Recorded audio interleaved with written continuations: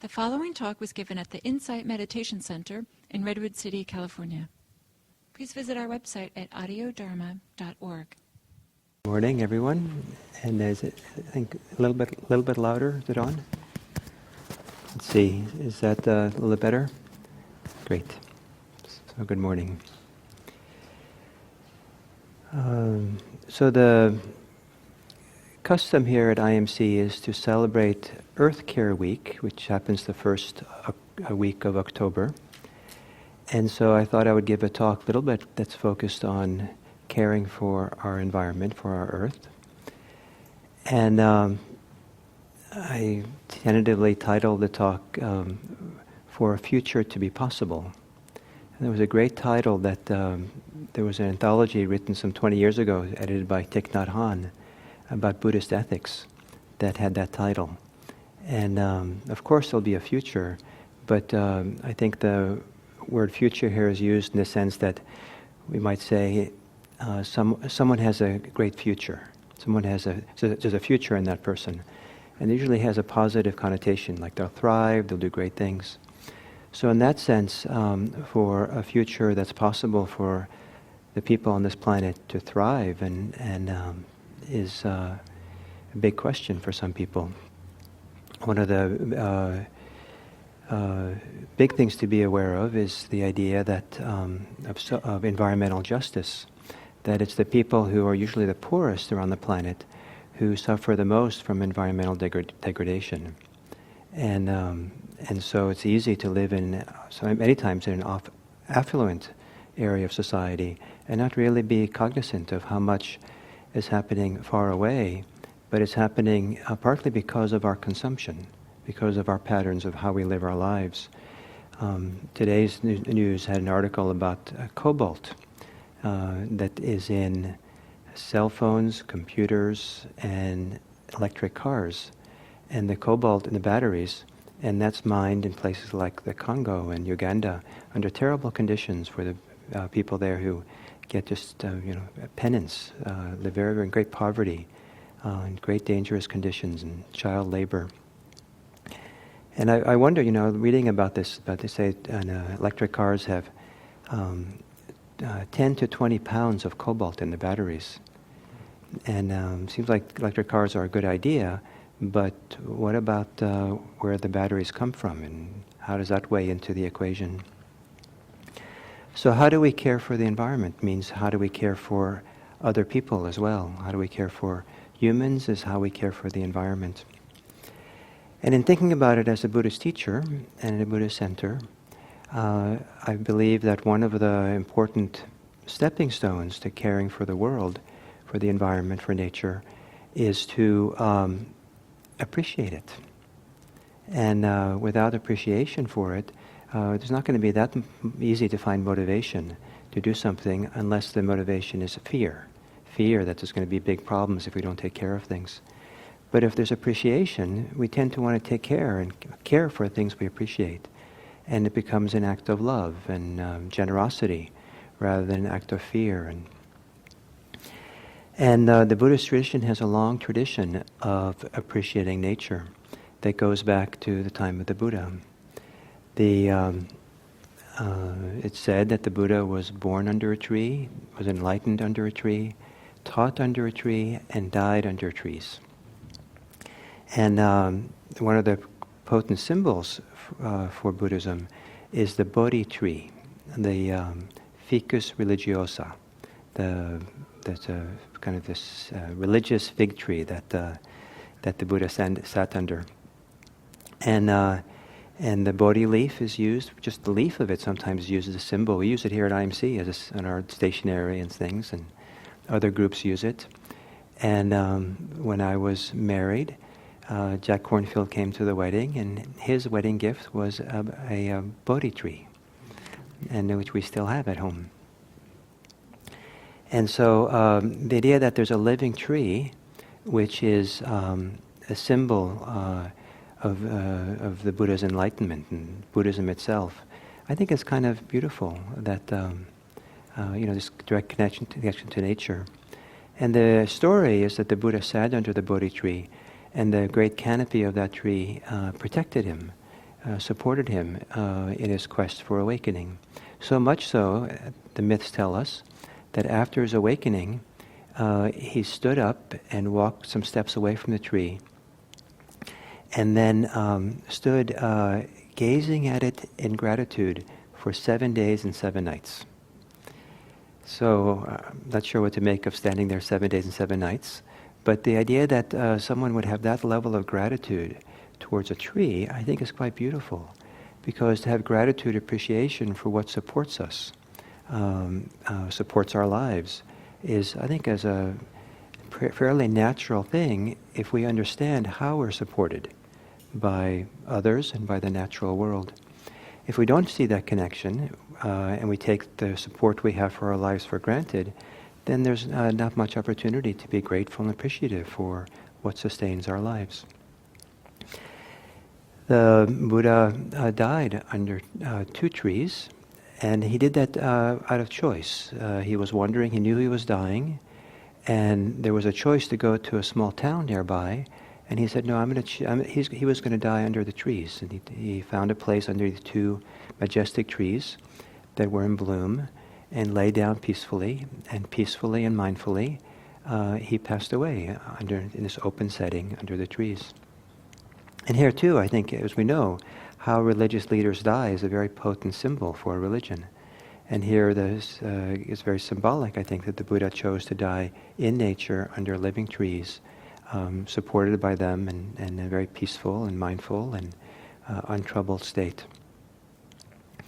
And then in between his enlightenment and his death, he spent most of his time living in forest, woodlands, wilderness, in park-like settings. They call them parks. I think there were kind of big areas that were kind of connected to some of the towns. Maybe the royalty had, where the Buddha set up his monasteries and lived there in the woods, in the wooded area. And people would come to visit him there, and that's where they'd receive the teachings, sitting on the ground probably, and the Buddha sitting sometimes under a tree or sometimes a little pavilion, and he would teach. There's a kind of a poignant story of a vicious king, vicious because he had killed his own father to become king, who kind of was having a bad night, a bad conscious night. And so one of his ministers said, why don't you go visit the Buddha? He's nearby in the woods. So he got together his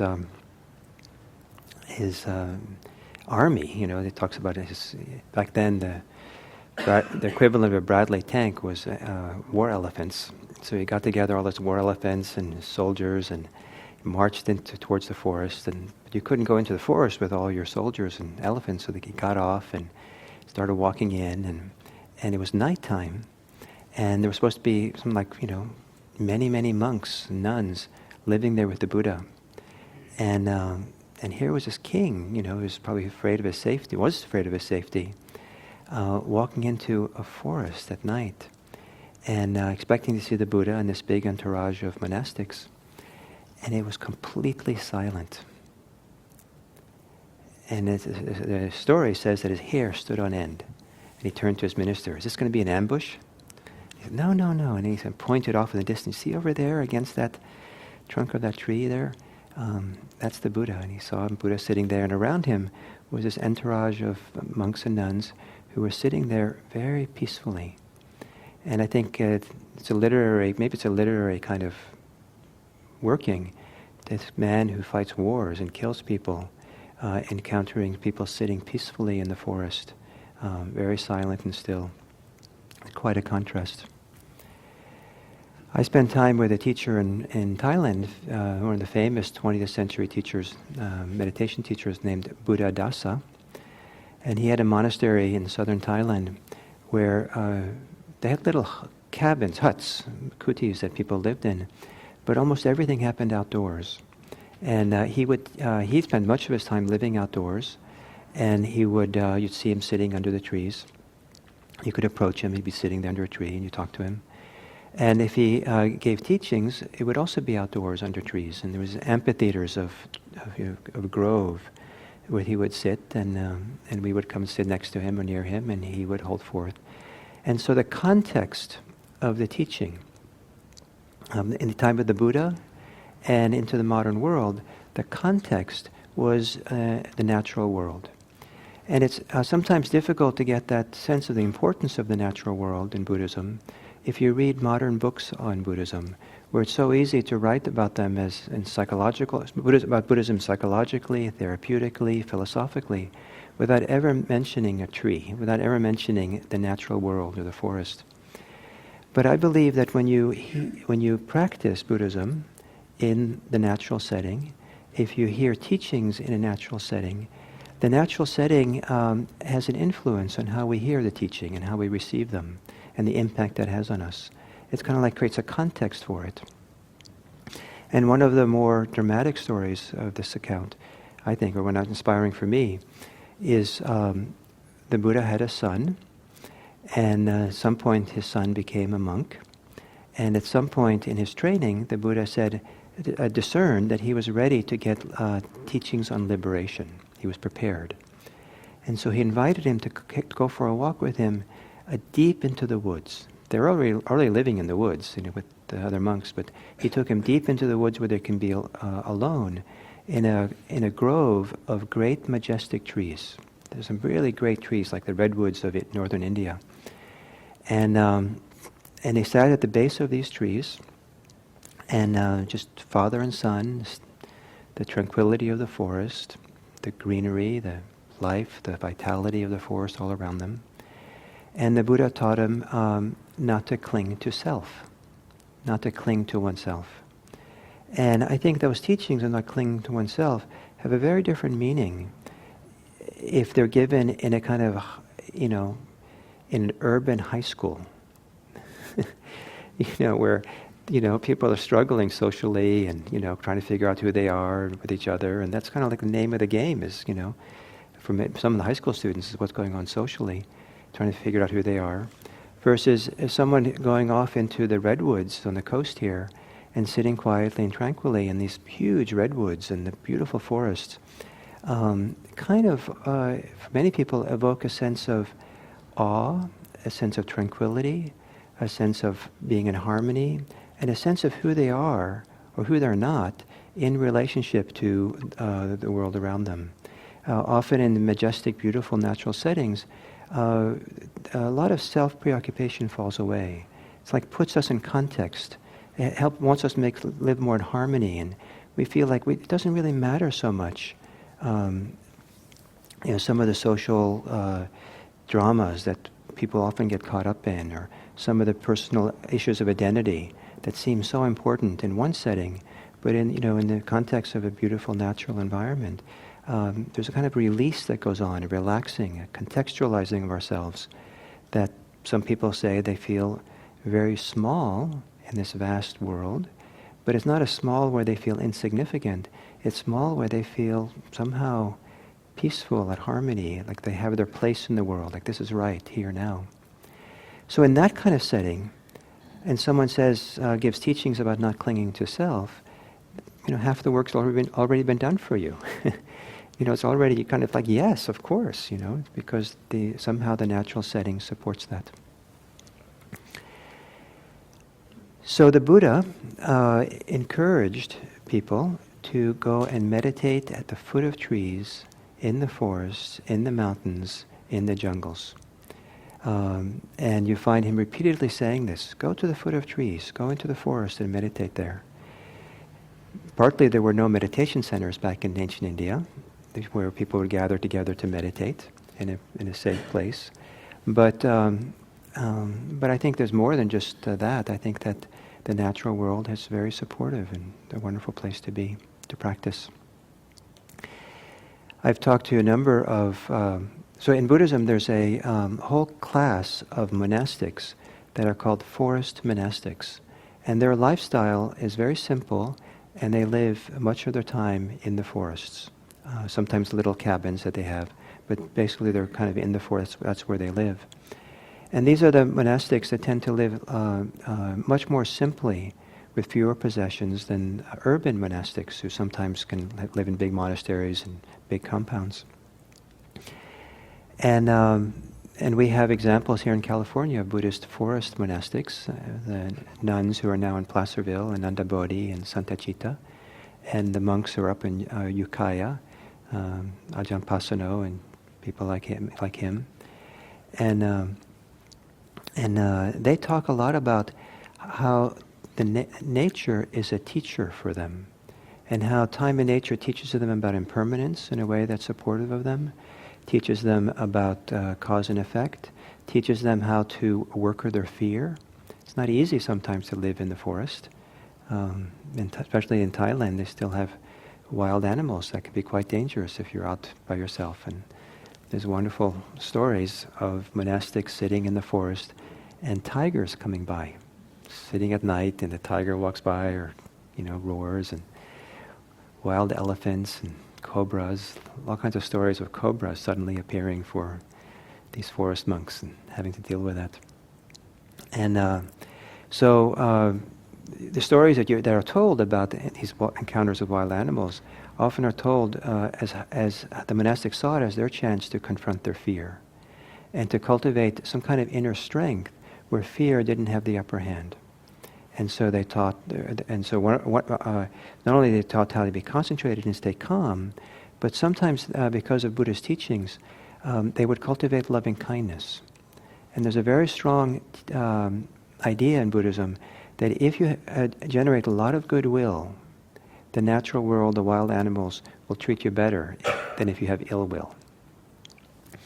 So there's stories of these monks sitting there doing their loving kindness practice or doing their concentration practice, trying to overcome or not give in to their fear. And the only ones we hear about are the ones who survive.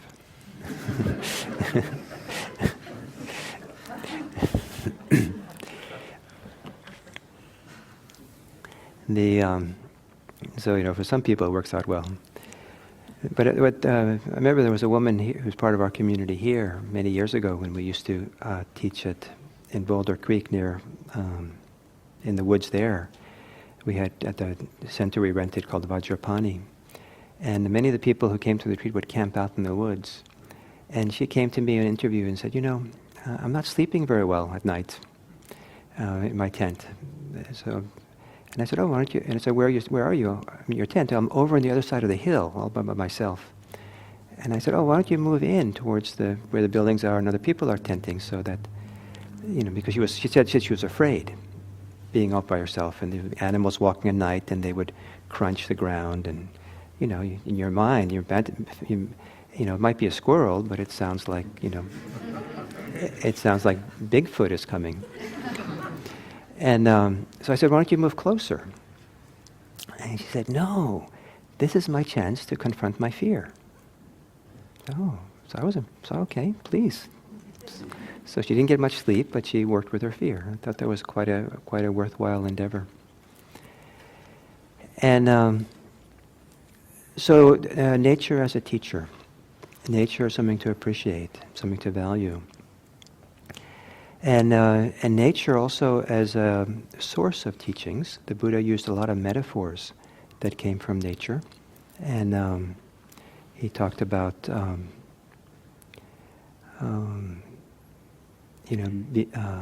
the path of practice like a mountain stream flowing downriver. And it's kind of a very, I think, provocative idea that the path is like a stream flowing downhill, as opposed to some classic idea of a spiritual practice being a trail that goes up the mountain. And I think it's a very different image of a stream is going kind of home in a sense, going downhill. If you go to the top of the mountain, you're not home. It's a lot of work to get up there.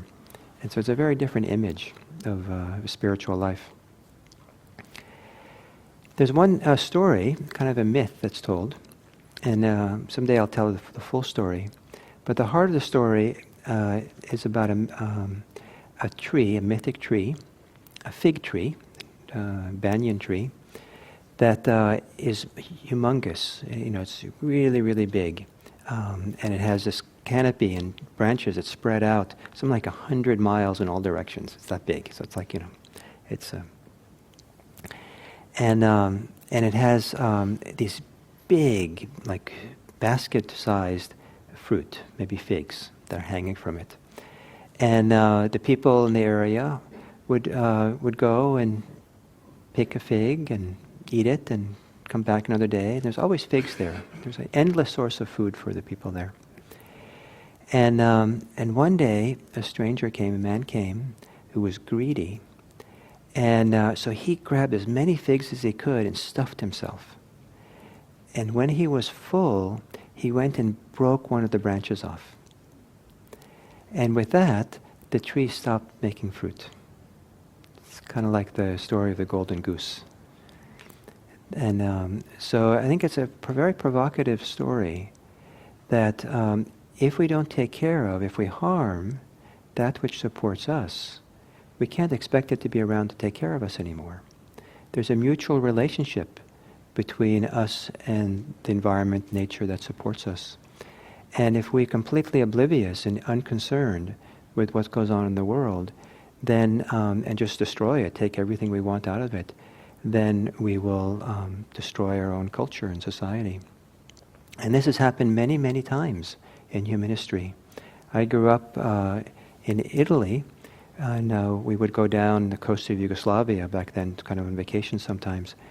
And it was, the islands there, the coast there was quite beautiful and inspiring to see. But then I learned about the history of that coastline and how in 2,000 years ago it was heavily forested and had lots of soil. But it was clear cut for harvest for wood, to build Rome, for the kind of farming they did, and all the soil got washed into the sea, and it became bare rock. Certain kind of beauty, but no longer able to sustain people. And there's many civilizations in the history of humankind where they overextended their clear cutting, their farming, cutting down trees, and it changed the local environment in such a way that no longer sustained life. And now we come to a time in our human history where that's happening in a bigger and bigger scale, and so we're in a sense we're cutting the branch of the great tree. In the mythic story of the great tree, the fig tree, the Buddha said its name is good support.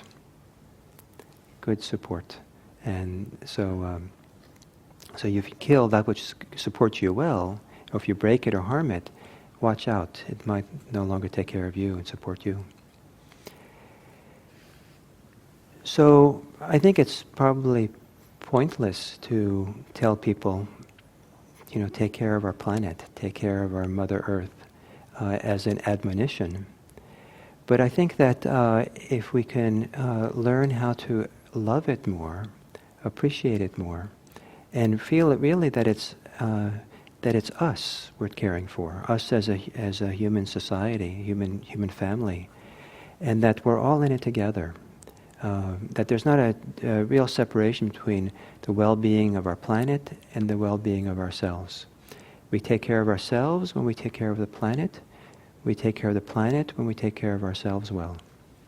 And we do it out of love. We do it out of appreciation, not out of greed, not out of strategy of how to get the best possible life for ourselves and kind of, strategize around how to care for the environment so we can get the most possible, goods or highest possible lifestyle. But I put my most hope in appreciation and love for each other, and love for our world that we live in, and then the care will come out of it. And the final thing I want to say is that Buddhism, kind of one of the core words for Buddhism is the word Dharma. And Dharma often is just translated as teaching. Sometimes it's translated as truth. And but it could also be translated as nature. And the truth and nature kind of, it's kind of interesting, all these kind of come together into the same word. And the Dharma that we see inside of ourselves is the same Dharma that exists out there. That the nature that's in us is out there, the nature is out there, is in us. And in a wonderful way, it can be said that if we care for the natural world, we are nature caring for nature. If the natural world supports us, it's nature supporting nature. It's that closely connected and intimate, this world. And I think if we feel that intimacy and feel that connection, just like you would feel the connection between your right hand and your left hand when you wash your hands, mutually supportive, that if you really feel that kind of connection, then I think that it becomes a delight and a joy to live a lifestyle that is caring for the world around us. It's not an obligation. So I will encourage you all to go sit at the foot of a tree. Go and meditate in the forest. Even if it means simply going to your local park and meditating on the bench. Or going up here to the local hills where they have the open space preserves. And some of those have benches along the trails. You don't have to go very far to find one. Beautiful places to go sit and quietly meditate and see if it's true. Find out if it's true that the trees and the forests do in fact create a context and a support for Buddhist practice, meditation, for experiencing peace, well-being, letting go of clinging to self, letting go of clinging, cultivating love and sensitivity to the world around us. See if it's true. And if it's true, then I think that you'll love this world. You'll love the planet, you'll love the nature, and you'll just want to take care of it. And I hope that we all do that. So that's my talk for Earth Care Week. And we have a few minutes if anyone would like to ask questions or make a comment or...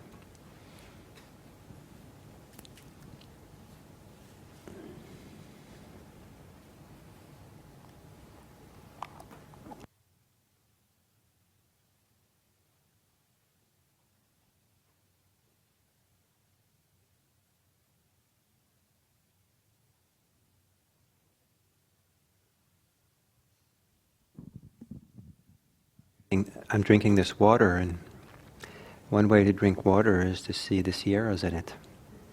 We have, with the water we have here in Redwood City comes from Hetch in the Sierras, and see the mountains that used to have snow, and glaciers that are receding up in the Sierras, and the water flowing down the hillside into these beautiful reservoirs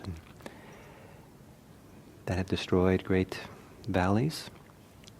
And it's quite something that we're blessed with some of the best water in America that comes from these beautiful places up in the Sierras. And so to drink water and kind of have a sense of where it's coming from and appreciate it. To sit and meditate and quietly and feel your chest rising and falling, the lungs expanding and contracting, and that your body has been created by the food that comes from all over, that farmers have grown, that the soil has produced, that sunlight has made, and to look into, as we feel ourselves, to feel not just kind of me, myself, and mine, but see how we're made of recycled material that has been brought to us through the great support that the world gives us. We don't have to go very far to find the nature inside of us, to see how much it supports us and where the connection is going out. But it does take a little bit of consideration rather than barreling ahead with, our usual preoccupations.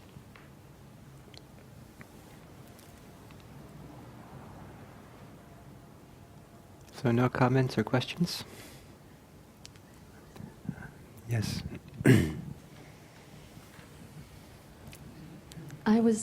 Is this on?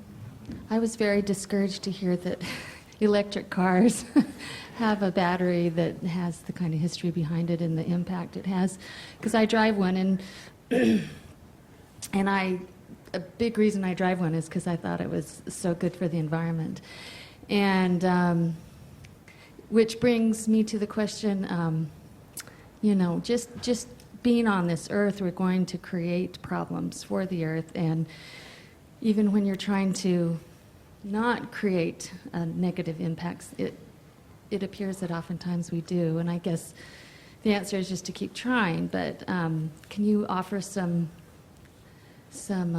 words of inspiration to keep trying? Because it just seems like being human, we're going to have a negative impact on the earth. Yeah, I think it's very hard to know all the impact of how we live our lives and take everything into account.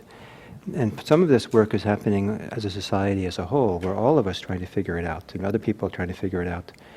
Like with the cobalt, it's pretty ugly what's going on in places like Congo and Uganda. However, there are people concerned about it, and there are movements to change it. And so, Apple Computer, for example, they require a lot of cobalt for all their products that uses batteries.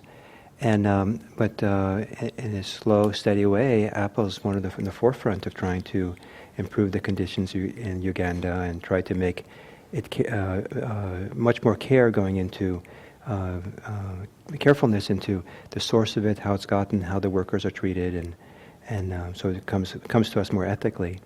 And of course, it's going very slow, the change, but people are concerned about it. I think the more we're informed, the better it can be. With something like electric car, it can be, on the surface, many things can seem like, oh, this is much more green. But, if we really look at all the calculations, really consider everything goes into it, it starts getting a little bit more complex to really see the cost-benefit analysis of things. And it's hard to know, but I know one thing that is helpful, and that is use less stuff. Keep your car longer. Sometimes it's better to keep a gasoline car longer and let it get old than it is to buy a new car because of So it's all I think just trying to be careful, and everyone should do what they want to do, what they can do, and my hope is that educating ourselves about the impact we have on the world is also done out of appreciation and love, because this idea of duty and obligation and guilt and heaviness and distress of what we're doing, I think is counterproductive. I don't think it's necessary, but I think that we can turn it around and approach it from the lens of being inspired and saying, oh, let me educate myself, let me understand what I do, and what is it? What can I do that's better? What can I do that's supportive? And what can I do to make a difference out of a certain spirit of generosity and love, as opposed to fear and distress? I think that that supports everyone if we act from that positive orientation. So those are my thoughts in reply. I hope that they were relevant enough.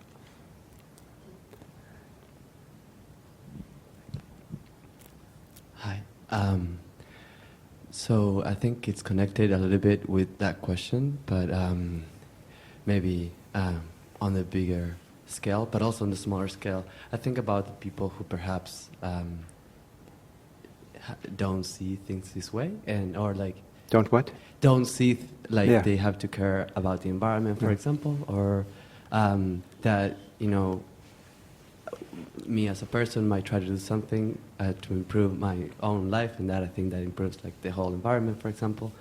And when that person doesn't see that, I wonder if you have any recommendations on how to reach that person, because you can't force something like this, I think. But I would like to hear your thoughts if you have any. Yeah, I don't think I have any wise thoughts to offer you about it, about how to reach a person like that.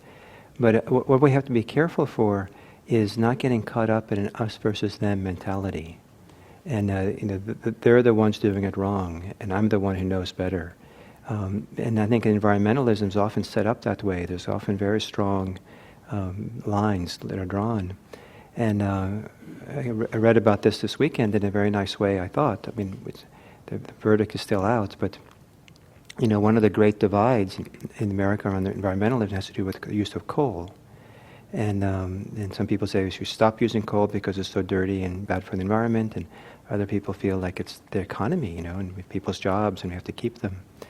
And so there's a man on the East Coast named Tom Cook who is doing some kind of I don't know, either magical or fantasy efforts to buy up all these coal plants, coal mines, and mining it. He's also cleaning them up. He also had to buy, or along with this,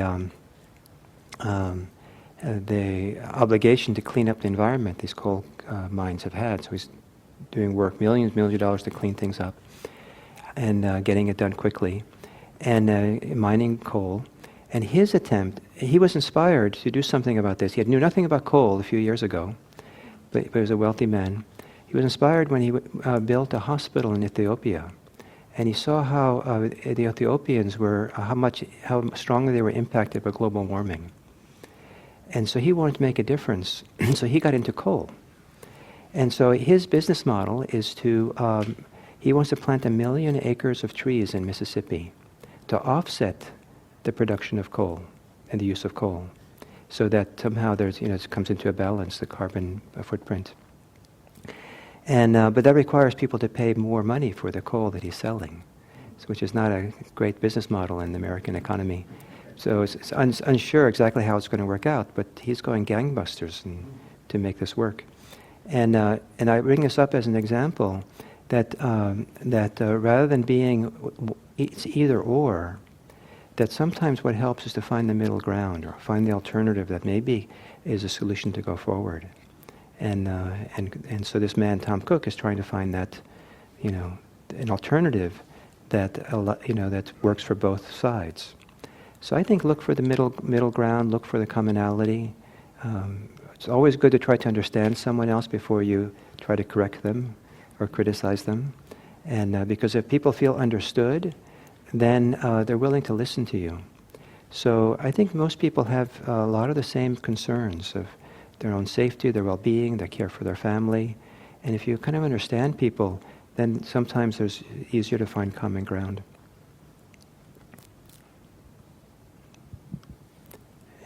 So one more. Somebody can pass the mic up there.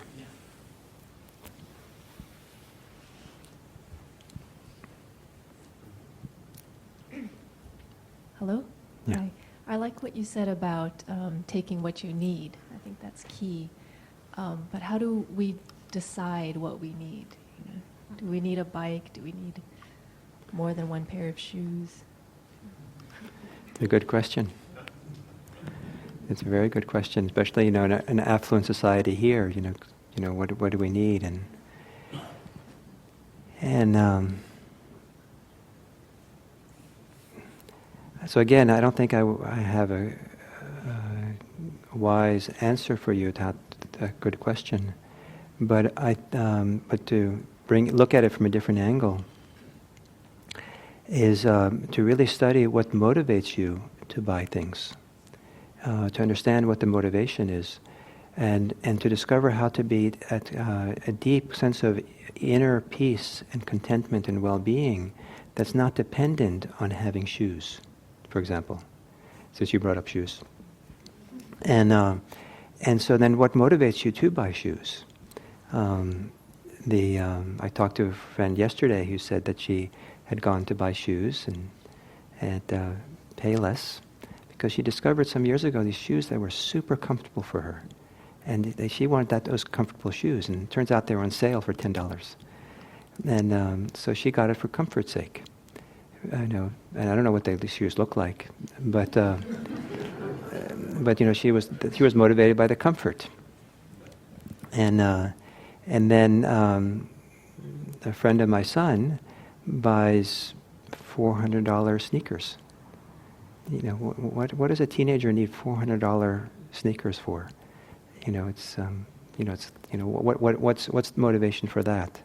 Is an interesting question. Is it so? So anyway, for us to discover, maybe it's through some meditation, how to have a deep sense of contentment, well-being, peace, love, happiness, that's not dependent on things. Then we're not going to be buying things and using things in order to try to be happy, because we're already happy. So.